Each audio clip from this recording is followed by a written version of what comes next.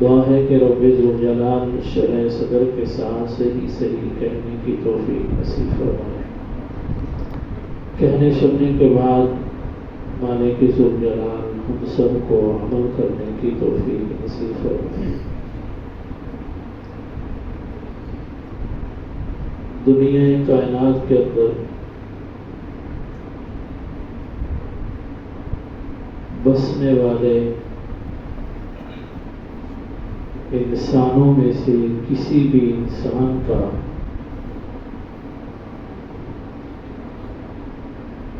جب کسی کے ساتھ تعلق، رشتہ بن جاتا ہے، پیدا ہو جاتا ہے،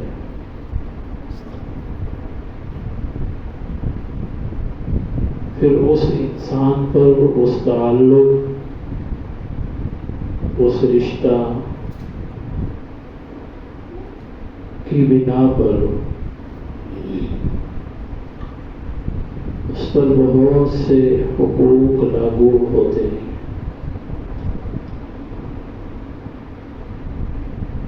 یہاں تک کہ قرآن کریم اس بات کو بیان کرتا ہے وَصَاحِبِ بِالْجَنبِ، تمہارے پہلو کے ساتھ بیٹھنے والا جو شخص ہے کتنی دیر بیٹھا، اس کے بارے کے اندر تفصیل نہیں ہے۔ علماء نے لکھا ہے کہ ایک اجنبی انسان ہے، آپ اس کا نام نہیں جانتے، اس کا خاندان نہیں جانتے، اس کا قبیلہ اور اس کا مسکن اور اس کا ملک نہیں جانتے، لیکن جب ایک انسان دنیا کے اندر آ کر کسی بھی مقام پر کسی بھی طریقے کے ساتھ کسی بھی حیثیت کے ساتھ کسی انسان کے ساتھ مل کر بیٹھ گیا تھوڑی دیر کے لیے، اللہ بیان کرتے ہیں کہ اب ان دونوں انسانوں کا آپس میں بیٹھنے کی وجہ سے ایک تعلق پیدا ہو چکا ہے، ایک قربت پیدا ہو چکی ہے۔ اس قربت اور اس تعلق کا حق یہ ہے کہ یہ ایک دوسرے کو حقوق کا خیال رکھے۔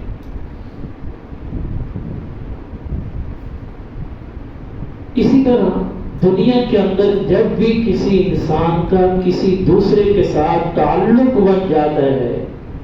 رشتہ قائم ہو جاتا ہے، قربت ہو جاتی ہے، تو قرآن و سنت اور تعلیمات اسلامیہ اس بات پر انسان کو ابھارتی ہیں کہ اب اس رشتے کا اور اس تعلق کا اور ان قربتوں کا تم نے خیال کرتے ہوئے آپ نے ایک دوسرے کے حقوق کا خیال رکھنا۔ جناب نبی کریم صلی اللہ علیہ وسلم کا زمانہ ہے، حضور علیہ السلام کے گھر کے اندر، حرم کے اندر، سیدہ حضرت عائشہ کے گھر اور حرم کے اندر ایک عورت آئی۔ اس نے عرض کیا کہ میں آقا علیہ السلام سے ملنا چاہتی ہوں، بات کرنا چاہتی ہوں۔ پردے کا حکم نازل ہو چکا تھا۔ حضور علیہ السلام نے پردے کے اندر اس کی بات سنی۔ اس نے مسئلہ پوچھا، یا رسول اللہ صلی اللہ علیہ وسلم، آپ جانتے ہیں ہر گھر کے اندر پانی نہیں ہے، موٹر، پمپ، یہ کوئی اور چیز نہیں ہے، مشکیزوں میں پانی بھر کے باہر سے لے کر آنا پڑتا ہے، زمین سے پانی نہیں نکلتا۔ یا رسول اللہ، میں آج مشکیزہ بھرنے کے لیے فلاں کنویں پر گئی، جتنی بھی وہاں پر عورتیں آئی ہوئی تھیں باری باری وہاں سے اپنا مشکیزہ بھر رہی تھی. یا رسول اللہ صلی اللہ علیہ وسلم پوچھنا یہ ہے، ایک یہودیہ عورت بھی وہیں سے پانی بھر رہی تھی، وہ ایک دوسرے محلے کی رہنے والی، اس کے قبیلہ الگ میرا قبیلہ الگ، اس کا خاندان الگ میرا خاندان الگ، اس کا مذہب الگ میرا مذہب الگ. البتہ میں اس کو جانتی ہوں، فلاں بنت فلاں ہے. یا رسول اللہ صلی اللہ علیہ وسلم اس نے پانی بھرتے ہوئے جان بوجھ کر مجھے تکلیف دی. میرا اس کے ساتھ اور کوئی تعلق نہیں، کوئی اور رشتہ نہیں، اس کا میرے ساتھ اٹھنا بیٹھنا نہیں. چند لمحوں کے لیے کنویں کی منڈیر پر وہ میرے ساتھ اکٹھی ہو گئی، اور جتنی دیر ہم اکٹھے رہے اس بچھڑنے سے پہلے اس نے مجھ کو تکلیف دے دی. یا رسول اللہ صلی اللہ علیہ وسلم کیا حکم ہے؟ آپ صلی اللہ علیہ وسلم نے ارشاد فرمایا، اس نے جو تیرے ساتھ یہ معاملہ پیش کیا ہے، تجھے تکلیف دی ہے، اسلامی ریاست نہیں ہے، وہ عورت اسلام کو ماننے والی نہیں ہے. اگر میں اس کو بلا کر تجھے بدلہ دلواؤں، ہو سکتا ہے کہ اس پوری مکہ کے اندر کوحرام برپا ہو جائے. یہ ریاست مدینہ بعد کے اندر قائم ہوئی. میرے آقا علیہ الصلوۃ والسلام بعد کے اندر مدینہ کی ریاست کے مالک اور بادشاہ بنے. یہ مکہ کا واقعہ علماء نے قرآن کریم کا احادیث طیبات روایات کے اندر پیش کیا. یا رسول اللہ میرے لیے کیا حکم؟ آپ نے فرمایا اللہ کی رضا کے لیے اس کو معاف کر دے، اگرچہ اس کا یہ حق بنتا تھا، وہ چاہے یہودیہ ہی کیوں نہیں تھی. جتنی بھی آسمانی کتب دنیا کے اندر نازل ہوئی ہیں، چاہے وہ تورات کی شکل کے اندر، چاہے وہ انجیل کی شکل کے اندر، چاہے وہ زبور کی شکل کے اندر، ساتھ رہنے والے، قرب حاصل کرنے والے، دوسرے انسان کا دوسرے پر حق کی ترغیب اور حکم ہر آسمانی کتب کے اندر دیا گیا. اس کو چاہیے تھا کہ اس چیز کا خیال رکھتی، نہیں رکھا، آپ اس کو معاف کر دو. معلوم یہ ہوا کسی کے ساتھ تعلق، کسی کے ساتھ قربت، کسی کے ساتھ رشتہ انسان کا ایک لمحے کے لیے بن جائے، وہ چند لمحوں کے بعد اس سے رشتہ ختم، تعلق ختم، اس کی قربت ختم. اگر ان حالات کے اندر بھی چند لمحوں کی قربتوں کے اندر، تعلق کے اندر ایک دوسرے کے حقوق کا خیال رکھنا لازمی اور ضروری اور اسلامی تعلیمات یہی کہتی ہیں، تو پھر جس انسان کے ساتھ، جس ذات کے ساتھ انسان کا تعلق پوری کی پوری کائنات کے ہر رشتے، ہر قربت اور ہر رشتہ داری سے بڑھ کر ہے، اس کے حقوق کا عالم کیا ہوگا؟ قرآن کریم بیان کرتا ہے النبی اولیٰ بالمؤمنین من انفسہم، کہ نبی آپ اپنے امتیوں کو بتا دیجئے دنیا کائنات کے اندر ہر ایک رشتہ ہوگا، باپ کا بیٹے کے ساتھ ہوگا، بیٹے کے باپ کے ساتھ ہوگا، پیار بھی ہوگی، پیار بھی ہوگا، محبت بھی ہوگی، الفت بھی ہوگی، بیٹے اور ماں کے درمیان بھی پیار اور محبت ہوگی، دوست اور دوست کے درمیان بھی تعلق اور رشتہ ہوگا، اور بہت سے خونی رشتے بھی ہوں گے، دل کا رشتہ بھی ہوگا، محض تعلق اور قربت کا رشتہ بھی ہوگا. لیکن تمام کے تمام رشتوں میں سے، تمام کے تمام تعلقات میں سے، تمام کے تمام قربتوں میں سے سب سے زیادہ اور پاکیزہ اور پختہ رشتہ جس ذات کے ساتھ ایک مومن کا ہے، قرآن کریم بیان کرتا ہے وہ ذات اور وہ ان کا نام نامی، اسم گرامی جناب محمد رسول اللہ صلی اللہ علیہ وسلم. علماء نے اس پر بہت سی باتیں لکھی. نبی کا مومن کے ساتھ رشتہ، تعلق والدین سے بڑھ کر کیسے؟ بہن بھائیوں سے بڑھ کر کیسے، رشتہ داروں سے بڑھ کر کیسے؟ ایک نبی جس نے ایک اپنی امتی کو نہیں دیکھا، ایک امتی جس نے اپنے نبی کو نہیں دیکھا، اس کا تعلق اس کے ساتھ کیسے ہوگا؟ تو یاد رکھیے علماء نے بہت سے جوابات دیے ہیں۔ روح المعانی کے اندر علامہ آلوسی رحمہ اللہ نے لکھا، دنیا کے اندر کسی کے ساتھ انسان کا تعلق بن جائے، کسی کے ساتھ قربت بن جائے، کسی کے ساتھ رشتہ داری بن جائے، تو پھر دوسرا اس کے تعلق کا خیال رکھتا ہے، اس کی قربتوں کا خیال رکھتا ہے، ہر وقت اس کو یہ چاہتا ہے میں اس کے ساتھ ایسا معاملہ پیش کروں جس سے یہ میرے ساتھ راضی رہے، جس سے یہ میرے ساتھ خوش رہے، اس کے دل کے اندر میرے بارے کے اندر کسی قسم کا کوئی کدورت، کوئی حسد، کوئی نفرت پیدا نہ ہو، تاکہ ہمارا تعلق خراب نہ ہو، ہماری رشتہ داری خراب نہ ہو۔ ہر ایک کا تعلق ایک موقع آئے گا کہ اس موقع پر ٹوٹ جائے گا۔ وہ موقع کون سا ہے؟ موت کا موقع، محشر کا موقع۔ جب موت آتی ہے، بیٹا اپنے ہے، ماں اس کی قبر کے اوپر کھڑی ہے، اگر اس کو کہا جائے اپنے بیٹے کے ساتھ دفن ہو جا، علماء نے لکھا ہے کبھی بھی کوئی ماں اپنے بیٹے کے ساتھ دفن نہیں ہوگی۔ حالانکہ تعلق، قربت، رشتہ داری کی مثالیں اس سے بڑھ کر کہیں پہ دی بھی نہیں جا سکتی۔ محشر کا میدان ہوگا، قرآن بیان کرتا ہے کہ وہاں پر اس قدر ہولناکی، خوفناکی، غضبناکیوں کا سامان ہوگا۔ امتی تو امتی، بخاری شریف کی روایت، سیدنا حضرت ابو ہریرہ رضی اللہ تعالیٰ عنہ فرماتے ہیں لوگ محشر کے میدان کے اندر پہنچیں گے، سورج ایک ہاتھ کی بلندی پر ہوگا، اس کی تپش، اور پھر وہ زمین، مٹی کی زمین نہیں، تانبے کی زمین جب وہ بکھرے گی اس سورج کی تپش کی وجہ سے انسان وہاں پر کھڑا رہنا مشکل ہو جائے گا۔ اب انسانوں کے دل کے اندر خیال آئے گا اس سے چھٹکارا حاصل کرے، اللہ سے بات کرے، کون بات کرے گا؟ سیدنا حضرت ابو ہریرہ فرماتے ہیں حضور نبی کریم صلی اللہ علیہ وسلم نے ارشاد فرمایا لوگ جمع ہو کر سیدنا حضرت آدم کے پاس گئے، آپ اللہ سے بات کریں اس تانبے والی زمین سے اور اتنے قریب سورج کے گرمی سے، تپش سے ہمیں نجات دی جائے، ہم اس کو اور برداشت نہیں کر سکتے۔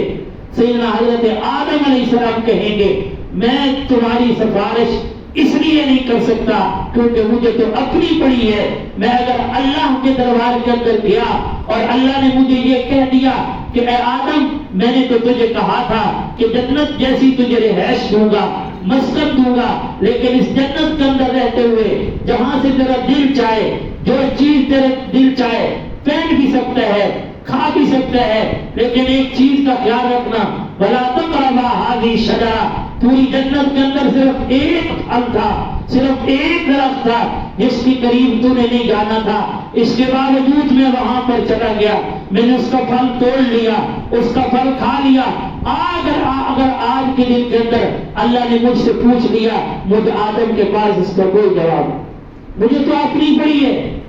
میرے لیے کوئی سفارش کر سکتا ہے تو کرے، میرے لیے کوئی شفاعت کر سکتا ہے تو کرے۔ لوگ حضرت شیس علیہ السلام کے پاس، حضرت عیسیٰ علیہ السلام کے پاس، موسیٰ علیہ السلام کے پاس، حضرت ابراہیم علیہ السلام کے پاس، بالآخر جناب محمد رسول اللہ صلی اللہ علیہ وسلم کی خدمت کے اندر آئیں گے۔ بخاری شریف کی روایت ہے میرے آقا علیہ السلام نے ارشاد فرمایا اس ذات کی قسم جس کے قبضے قدرت کے اندر مجھ محمد کی جان ہے، لوگ میرے پاس بعد کے اندر آئیں گے اس سے پہلے بھی فکر مجھے اپنی امت کی ہو، اس سے پہلے بھی میں اسی سوچ و بچار کے اندر کھڑا ہوگا میری امت کا کیا بنائے گا، عالم انسانیت کا کیا بنے گا، اس حالت کے اندر وہ اس تکلیف کو کیسے برداشت کر پا رہی ہوگی۔ لیکن اس سے پہلے میں اللہ تعالیٰ کی منشا اور چاہت کے نہ ہونے کی وجہ سے میں اللہ سے سفارش نہیں کر پاؤں گا۔ جیسے ہی لوگ میرے پاس آئیں گے میری وہی فکر، میری وہی سوچ، اس کے اندر قوت، ہمت پیدا ہوگی، رب کی رضا ہوگی، منشا ہوگی، پھر میں اللہ کے دربار کے اندر اللہ کے عرش کے سامنے سجدہ ریز ہوگا، پھر نامعلوم کتنی دیر سجدہ ریز ہوگا، اس کے بعد اللہ فرمائیں گے ارفع رأسک یا محمد سل توتا، آپ اپنا سر اٹھائیے محمد، مانگیے ہم تجھے عطا کریں۔ معلوم یہ ہوا وہ میدان محشر جس کے اندر قرآن بیان کرتا ہے یوم یفر المرء من اخیہ وامہ وابیہ وصاحبتہ وبنیہ، دنیا کے اندر بڑھنے والا ہر ایک رشتہ، ہر ایک تعلق، ہر ایک قربت ختم ہو جائے گی، سب سے بڑھ کر جو قربت اس دن کام آئے گی وہ آقا جناب محمد رسول اللہ صلی اللہ علیہ وسلم کی قربت، آپ کے ساتھ تعلق، آپ کی رشتہ داری اس دن بھی کام آئے گی۔ اس لیے علماء نے لکھا النبی اولیٰ بالمؤمنین من انفسہم، لوگوں دنیا کا تعلق رہا، خود تمہاری جان سے بھی بڑھ کر تمہارا نبی تمہارے قریب ہے۔ جب ایک مومن کے قریب اللہ کا نبی اس قدر ہے،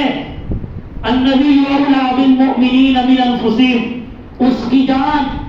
اس کی اپنی ذات، اس کے اپنے اعضاء، اس کی اپنی چلنے والی سانس، اس سے بھی بڑھ کر انسان کے ساتھ قریب قربت تعلق جس ذات کا ہے اس ذات کا نام نامی اسم گرامی جناب محمد رسول اللہ صلی اللہ علیہ وسلم ہے۔ چند لمحوں کی قربت، چند لمحوں کا تعلق، چند لمحوں کی رشتہ داری کے بعد جب ہو جائے تو اس کے ہو جانے کے فوراً بعد دوسرے انسان پر حقوق جاری ہوتے ہیں کہ تمہیں اس کے فلاں حق کا بھی خیال رکھنا ہے، فلاں حق کو بھی ادا کرنا ہے، فلاں چیز کا بھی تمہیں خیال رکھنا ہے۔ اور اگر اتنی قریب کی قربت اور اتنا پختہ تعلق اور اتنا انسان کے ساتھ، مومن بندے کے ساتھ جناب محمد رسول اللہ صلی اللہ علیہ وسلم کا اس قدر پختہ اور مضبوط تعلق، تو پھر یقیناً ہر مومن بندے پر اپنے آقا، اپنے مدنی اور اپنے نبی، اپنے رسول اور اپنے پیغمبر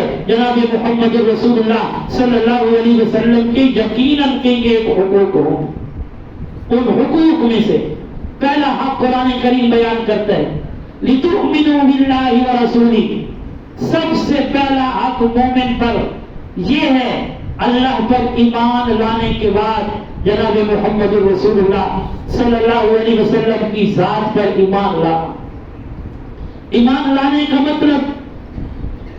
اگر بخاری شریف سیاستہ کی کتب کو دیکھا جائے، ایک مطلب تو یہ ہے کہ جس طرح ہم نے اپنی زبان سے اقرار کر لیا، اپنے دل سے تصدیق کر لی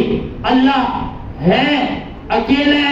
یکتا ہے، وہی خالق و مالک ہے، وہی رازق ہے، اس کے علاوہ کوئی رازق، کوئی خالق، کوئی اللہ نہیں ہے، پوری دنیا کوئی معبود نہیں ہے۔ اسی طرح ان کے بارے کے اندر بھی ماننا جناب محمد رسول اللہ صلی اللہ علیہ وسلم اللہ کے پیغمبر، اللہ کے رسول، سچے رسول اور آخری پیغمبر اور آخری رسول ہے۔ اس کے ساتھ ساتھ بخاری شریف کی روایت حضور نبی کریم صلی اللہ علیہ وسلم نے ارشاد فرمایا، ایک شخص آیا، اس نے آ کر آپ علیہ الصلوۃ والسلام سے سوال کیا اور آپ نے اس کا جواب دیا، تو اس نے کہا کیفا، یہ کیسے؟ آپ نے فرمایا کہ تیرا ایمان باقی نہیں رہا، اگر تو نے مجھ محمد کی بات کے اندر شک کیا ہے، یہ پوچھا ہے کہ یہ کیسے ہو سکتا ہے، تو تیرا ایمان ختم ہو چکا ہے۔ دوسرا ایمان لانے کا طریقہ علماء مفسرین نے، علماء محدثین نے یہ لکھا ہے، جب آقا مدنی کریم صلی اللہ علیہ وسلم کا کوئی فرمان، کوئی بات تم تک پہنچ جائے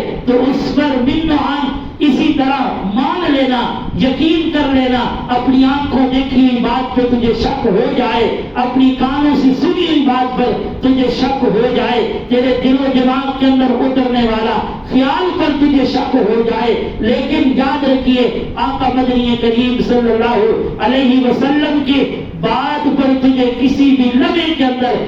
شک و شبہ کے 1000ویں حصے میں سے بھی کوئی حصہ تیرے دل و دماغ کے اندر آ گیا تو تیرا ایمان فارغ ہو چکا۔ آج ہم میں سے کتنے ہیں؟ آج ہم میں سے کتنے؟ میرے بھائی یاد رکھنا، ایمان وہ دولت ہے، اگر ایک وقت کے اندر چلی گئی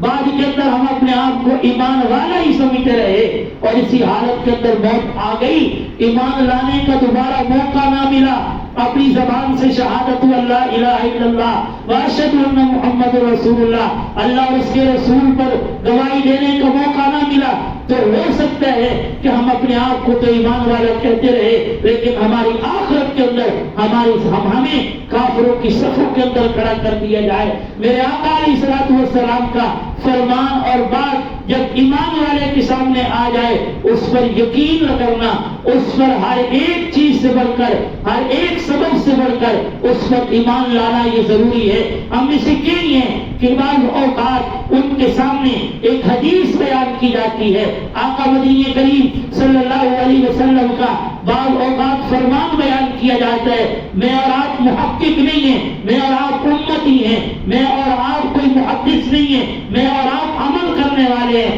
میں اور آپ کوئی قرآن کریم اور حدیث طیبہ پیغمبر کی مجلس میں بیٹھ کر نہیں سیکھا، ہم نے علماء سے سنا ہے۔ میری اور آپ کی ذمہ داری ہے جب پیغمبر کا فرمان آ جائے منوان اس کو قبول کر لو، عمل کرنا شروع کر دو، یہ کہہ دینا یہ تو ضعیف ہے، یہ کہہ دینا یہ تو منکر ہے، یہ کہہ دینا میں اس پر اس لیے عمل نہیں کرتا کہ اس کے اوپر فلاں نے جرا کی ہے، فلاں بندہ کہتا ہے پیغمبر کا یہ فرمان درست نہیں ہے، فلاں مسلک والا یہ کہتا ہے پیغمبر کی یہ بات درست نہیں ہے۔ تیرے اور میرے سامنے پیغمبر نے یہ فرمان نہیں پڑھا، جب پیغمبر کا نام نامی اس میں گرامی کے ساتھ آپ کی بات ہم تک پہنچ گئی ہے، ہمارا کام ہے عمل کرنا، نہ تو محدث نہ میں محدث، نہ تو پیغمبر کا صحابی نہ میں پیغمبر کا صحابی، نہ ہم نے پیغمبر کو دیکھا، نہ ہم نے محدثین کے سامنے بیٹھ کر ان علوم کو پڑھا، نہ ہم نے تحقیق کی، نہ ہم نے جرا کیا، نہ ہم نے راویوں کو جانتے ہیں کہ فلاں راوی کون تھا۔